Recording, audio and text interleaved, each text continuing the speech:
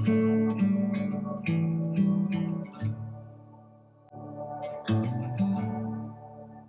thank you, Sherry, for joining us for our Doyenne event for the WEDC's Women Honoring Women 2020. This year is going to be very different, but our need is still the same. So we have decided to reach out to a few of our former honorees, and we have decided to call you all a very special group of Doyennes. And you get to be a part of that first group, and we just want to spend a little bit of time talking with you about your experience as an honoree. So first, we want to start off by asking you to tell us a little bit about yourself, including your education and your career path. So I'm Sherry. Everybody calls me Sherry K in town. My last name's 13 letters long. And I am originally from Michigan and came here with my husband, who's a scientist at NASA. That's how we came from Detroit to Huntsville, Alabama. But while I was there, followed a few career paths and ended up settling on the career of occupational therapy. Did graduate and undergraduate and graduate work in that, and just got very interested in the neurological population. So worked with things like diagnosis like Guillain-Barré and stroke, multiple sclerosis, and ALS. And from there, really started connecting with the community. I was always one of those, how do you bring it back to the community? So when whatever we're doing in clinic, they know what they are able to be engaged in meaningful occupations out in the community as well. So did a lot of work in Michigan along those lines. Went ahead and pursued my master's at Boston to do a little deeper dive into that connection. And then in the middle of everything, ended up moving here to Huntsville, Alabama. So that's what's brought me here. What I currently do in Huntsville is I'm the director of a cardiopulmonary program, therapy services, our return to work, and then our ALS treatment center of excellence is here at Crestwood Medical Center. I do want to ask you, when did you first learn about the WEDC Foundation? Goodness, I think that was probably in 94 or 96, somewhere back there. And how it came to be, it was purely by accident. I was a new mom then, I was raising my children. Working as an occupational therapist, I had put a lot of my speaking engagements on hold, but I was still active in the community, and I actually was out for a walk downtown Huntsville and ended up sitting on a bench, and a young lady came and sat next to me, and the conversation led to hopes and dreams and where she'd like to go in her life and the roadblocks that were in her way. And I thought, well, my goodness, there's got to be something I can do to keep her on a track that she felt was out of her reach.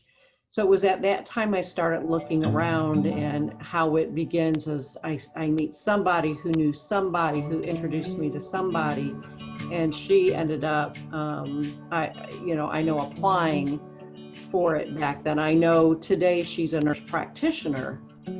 She followed her dreams, became a nurse as the years went by, really was attracted to being a nurse practitioner. But that's when I first heard about them, that they gave a hand up to people that really needed a hand up, not really, to me it wasn't a charity reach more than it was, we're circling and empowering women and allowing them that hands up that I myself could have used that back in the early days. So that's when I very first heard about them, and then life gets in the way and I don't get re-involved until years later. But there was a moving moment finding them, knowing we had something like that here in Huntsville. Well, that leads us to my next question. You were an honoree for the WEDC Foundation's Women Honoring Women event. Tell us about that experience for you. So when this came along, if I could have run the other way, I would have, because there's always somebody else, right? There's always somebody else that, for me, that needs to be recognized a little bit more, some more unsung heroes. But with some coaxing and encouraging, I decided to do it. And then the great people at the foundation, when I met with them, you know, we do that speech, right? Which I'm a public speaker, so I'm okay with that. But I wasn't okay with the spotlight on me. And what I asked is, it's so important for these scholars to know that there's always a hand up, that the people surrounding them in this room have either been there themselves and received a hand up, or are going to be there for them to give a hands up. And if I could change that speech to not, I started this business or I published these documents, but to really focus on 5 women that impacted me and gave me a hands up, and they agreed to that. And so it became a very meaningful moment. The table that I invited my family to, I also invited 2 ladies who didn't know they had impacted me recently. Both of them were widows of someone who had lived with ALS and passed, but the power they brought to that journey was phenomenal. But to see my children afterwards, which I'm almost going to cry again, to have my children be there, her adults who, you know, life gets busy, and they know what know what mom does, but for them to hear those stories through my life, whether it was, I mean, my son was most impressed with the Rosa Parks meeting and how she became a mentor to me since the age of 8 for several years. He's like, really, Mom, Rosa Parks, and you never mentioned this? But that's how a lot of us are, right? It's not a bragging thing. It was something deep in my soul that was precious to me. So it was more moving than I expected. And the scholars, I heard from every one of them, among other people in the audience that, you know, as I was out in the community, just came up and bear hugged me about, thanks for sharing your story. You know, you forget how important it is to, these are what folks were telling me, that we can't forget, you know, because one of the things I look at and taught my kids is it's going to be so easy to look to your right and see what people have more than you have, and things that you may want to have materialistic, but it's more important to look to your left and be appreciative of the things you have more than they have, and what can you do to empower those folks and make life better for those folks. So I would hear that from the community and saying, you put me back on that journey to remember to give back to my community, when I too was helped to be where I am today. And you forget that when we get busy. But what was about that decision process that made this something that you had to pursue? So as you've said, it's never an easy decision, right? But at the soul of this foundation are these scholars. And especially during this time when things are just closing and more, and you feel your lifeline is shutting down, potentially even more, to me, it's more critical now than ever to make sure they know that foundation, and I mean figuratively and literally, is still there for them. That it's still a phone call away. You still need to continue on your journey. We're just going to do it a little differently. And so to have the community not forget that these are amazing women out in this community that are juggling so many things that some don't even realize, and at the same time looking for a pathway to give back to their community, to give back to their families. And you just can't pull a foundation out from under that person. That closes doors that just can't be opened again. And that's why it's important to me. It always comes back to the scholar. The night of my speech of my first mentor, at least I think there were times she wished I went away as a little kid, but I was 8 years old when I met Rosa Parks, and I was in a school that was primarily a white school, and I was allowed to go to the principal's office. And when I was heading back, I passed this lady, and I knew who I passed. I also knew how much trouble I was going to get in if I didn't go back to class, not only by my teacher and my principal and my mom, but I was going to go back and meet Rosa Parks. So I turned around and she and I began talking again. I'm 8 years old then, so I remember snippets, but I remember like it was yesterday of her saying, you need to remember, child, that it's what your community needs, not what people tell you your community needs. And I remember that because I went and wrote it down when I got back to class, and I still have that piece of paper. And she became a mentor. I never saw her the rest of that day, but in 2 weeks, the principal's office received a call to do a project downtown Detroit in the projects. And what it was painting a wall. And so I knew where Rosa Parks lived. I knew exactly where she lived in Detroit. She had moved there then. I didn't know what she was doing there. I didn't know any of that stuff, but it became that journey. And she taught me again of challenging things. And so that was the talk we really had about, and it was different words then, but questioning was more of a word she used to a child. But I remembered that. And when we went to paint this wall, I was patted on the head about, isn't this great what we're doing for this community? And I remembered Rosa Parks saying challenge. And I was mad because we didn't need a wall to block us from the expressway. We needed food and we needed accessible gardens. And so in the next few weeks, not only working with her, but Miss LaFontaine, the principal at this elementary school, I organized 8 children, and we built we built gardens that still exist in these projects today. But then that became our journey.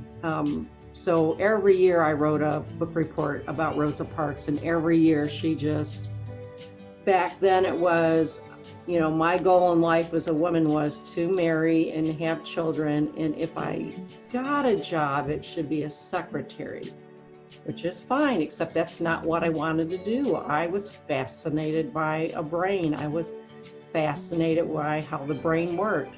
And so she pushed and pushed and pushed that I know you're writing your book report on this, but why don't you get to that library and bring some books next time on how the brain works, how you could develop a community project, using different words, of course, until we parted ways. She ended up moving, I ended up moving, but she was my very first mentor that I don't think she would ever consider herself that way. She was my friend, but looking back, she formed a lot of how I approached my pathway, that I shouldn't accept a title or a label, that because I'm a woman should never be what somebody ever says to me, because that, as she said, it will be my first roadblock. So I never forgot that. So it started out like that, and then I knew the importance of having it. So through college, I had a occupational therapist that I respected in the field, lived states and states away. That's before computers and cell phones, but I knew what she did in her career was amazing, and I wanted to be challenged to do that, coming from a background where I only got through college because I shoveled snow and I washed cars. I was a poor family. I wish we had a women honoring women for me. I could have really used it. It took a lot of, I was the only kid in my family to go to college. So it took a lot of work. And so as your career goes, it was important to me to find that person who pushed me harder.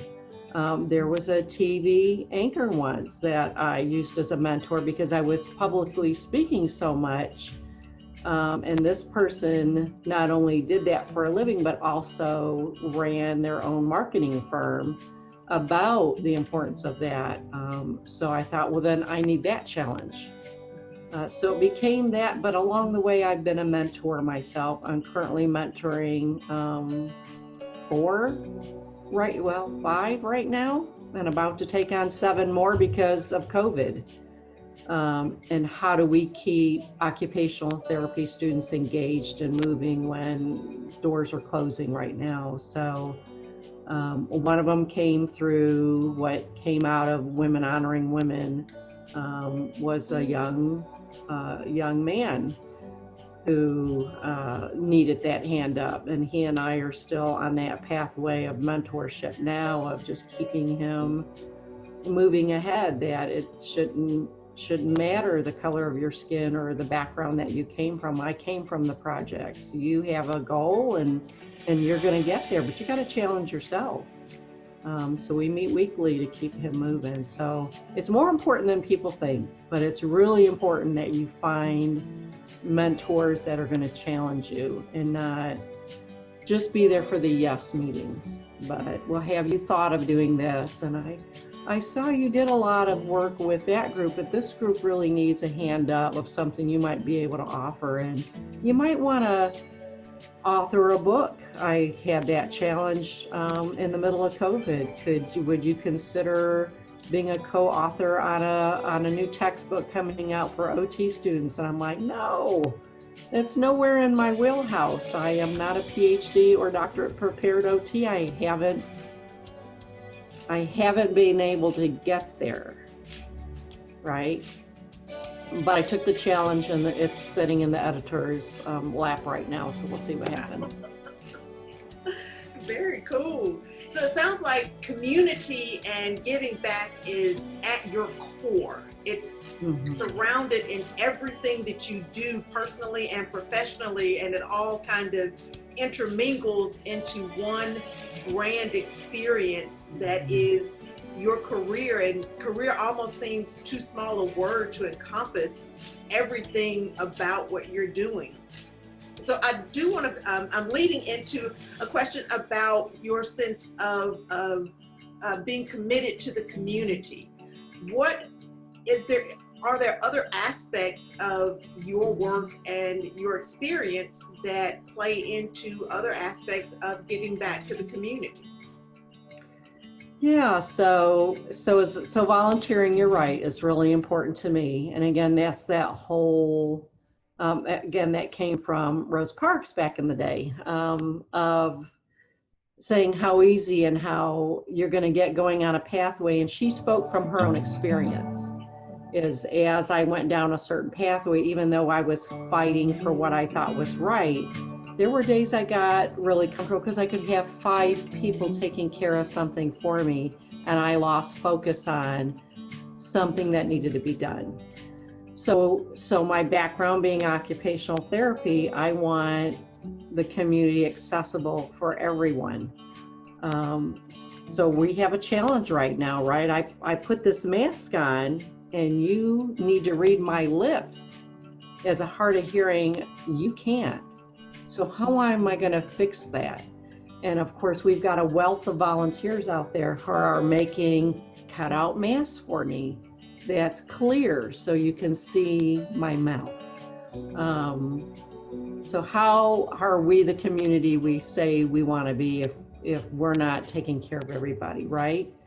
So you look at it at angles, right? Can you be the seed planter, or do you need to get on board? So I do that too. So vice president of the ALS board, so we keep bringing awareness to those delivering services. That voice comes to the table. You've probably heard that saying, if you're not at the table, you're going to be on the menu. So you need to bring your voice as a leader to these places so they're hearing what's going on. The same has been true for COVID. we know the operational things that need to go into place, right? But you also have to understand the boots in the field. What is the average person experiencing, and what are their roadblocks, and are they able to get masked? And if they do they know, or can they cognitively or physically get them on? So you build that circle, because as you said earlier, you start always getting asked to do things you just can't get to. So you look at your circle and what can I do? And community accessibility is very important to me. It should be barrier free for everybody is important to me. We need to reach across the table and help each other and not be afraid to ask. You'd be surprised if you just ask. How your angels just come out and all of a sudden you've been able to get a ramp built in the house, or you found funding, or somebody's donated a laptop so some child who just got a scholarship can now go to school. I mean, there's just different ways to keep focusing on the importance of thinking outside yourself. So that's what's meaningful to me. I can tell you, I fully believe in my heart that my doctorate would have already been earned today had I had a foundation like this then, because everything took longer than it probably needed to take. Because I just didn't have that network, because if the community thinks this foundation is an event that helps these scholars, they have no idea. It is a far-reaching support system that once you're in this family, there's always someone on your left and your right side that all you have to do is call, right? So definitely for me, I mean, I can guarantee you it wouldn't have taken me as long to get my master's, and my doctorate would already be done, because I would have had that push. I would have had that support to keep me moving, instead of what I do to myself is, goodness, if I spend that money, because remember, inside this girl is that inner city poor girl from Detroit. So to spend money on education, I shut myself off, because I know I can be giving that to charity. So why internalize it? But a foundation would have told me as a young girl, but if you invest in yourself, you're going to be able to give more to the community. And that's the message they kind of given me back then. So won't you join us in supporting the WEDC Foundation? I have to tell you with Rosa, so Miss Parks is, she unbelievable. And unfortunately, the night of the event, her niece was going to be there. Like, that was going to be one of my surprises. You know, definitely for the scholars, but you know how tightly that thing's planned. Yes. When I was in college, one of the stories I told was I heard a whimper in bushes. Mm-hmm. And it was a girl. I mean, she was half naked. She was bruised and battered and scratched up. I actually hit her in my dorm. And I'm giving you a quick synopsis of the story, but it took forever. But she had actually been in a sex trafficking group, but would not let me get her to the hospital, would not let me get help.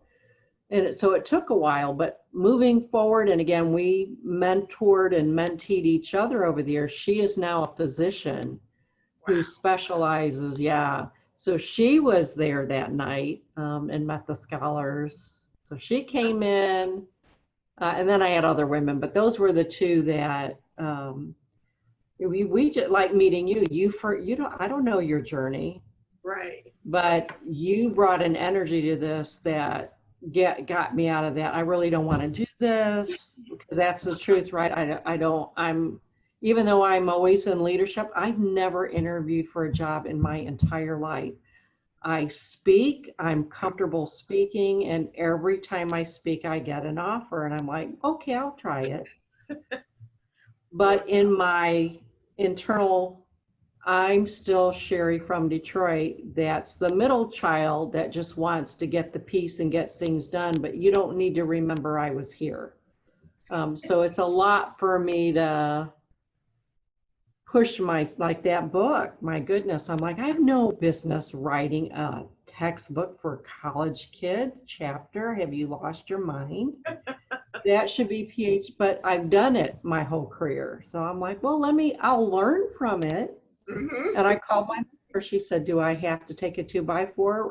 What's the worst that can happen, Sherry?